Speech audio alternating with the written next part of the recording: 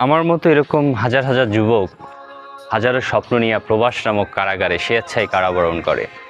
প্রবাসে যা আসলে আমরা বড় বড় অনেক দালানকোঠা দেখি, অনেক দামি দামি গাড়ি দেখি, ডলার দেখি, দেরহাম দেখি, রিঙ্গিত দেখি, পাউন্ড দেখি। শুধুমাত্র দেখি না জন্মদাতা বাবা মা, প্রিয়তমা স্ত্রী, সন্তান, ভাই বোন।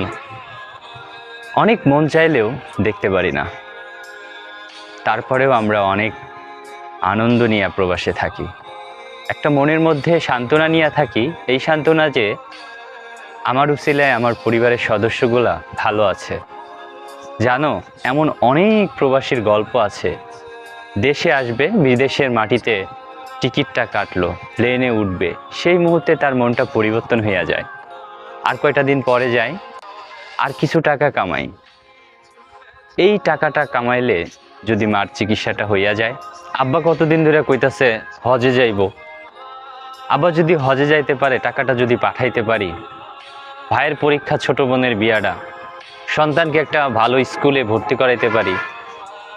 প্রিয়তমা স্ত্রী কতদিন ধরে একটা কানের দুল চাইতেছে, এই কয়টা দিন থাইকা যায়, তারপরে চইলা যাবো। এই কয়টা দিন বছর হয়, বছরের পর বছর হয়, ক্ষেত্র বিশেষে যুগ হইয়া যায়, কিন্তু এই কয়টা দিন ওই প্রবাসের জীবনে আর আসে না। বউগো, তুমি তোমার স্বামীরে নিয়ে ফুচকা খাইতে চাও, তোমার মন চায়, কিন্তু আমি তো মানুষ না, আমি ইট পাথর দিয়া তৈরি, আমার মন চায় না। কোনো প্রবাসীর মন চায় না তার বউরে নিয়ে ফুচকা খাইতে। আমরা যে যন্ত্র, আমরা তো মেশিন হইয়া যাই প্রবাসে থাকতে থাকতে।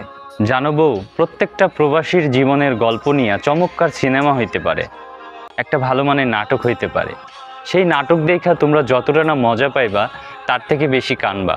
জানো বউ, যখন কোনো প্রবাসী দেখে সবাই মিলামিশা আছে, বৌমা, ভাই বোন, এক কথা সকল আত্মীয় স্বজন, বিশ্বাস করো একটা প্রবাসী যে কত আনন্দিত হয়, তার লাগা আলাদা ঈদের দিন লাগে না, তার জন্য কোনো ভালো উপলক্ষ লাগে না। ওই দৃশ্য দেখা প্রবাসী হাসে, মানুষজন মনে করে লোকটা পাগল হইয়া গেছে, লোকটা একা একা হাসে কেন? ওই হাসে এই চিন্তা কইরা যে ওর পরিবারটা সুখে আছে। এত কিছু করার পরও যখন প্রবাসী নামক মানুষটা দেশে আসে, আসার পর যখন দেখে তার বউ, তার মা, তার ভাই, তার বোন, মোট কথা তার নিকট আত্মীয়রা তারে ফালাইয়া রাইখা তার আনা জিনিসপত্র, তার পাঠানো টাকাই বেশি গুরুত্ব হইয়া উঠছে, তখন ওই প্রবাসী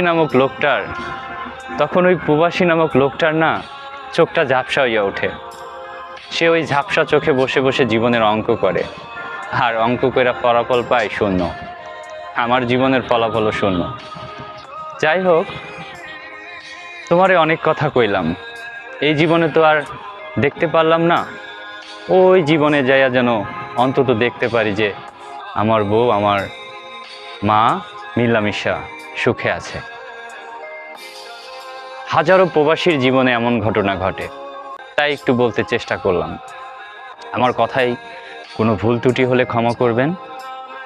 ভালো থাকবেন, সুস্থ থাকবেন, সবার সুস্বাস্থ্য এবং দীর্ঘায়ু কামনা করছি। আল্লাহ হাফেজ।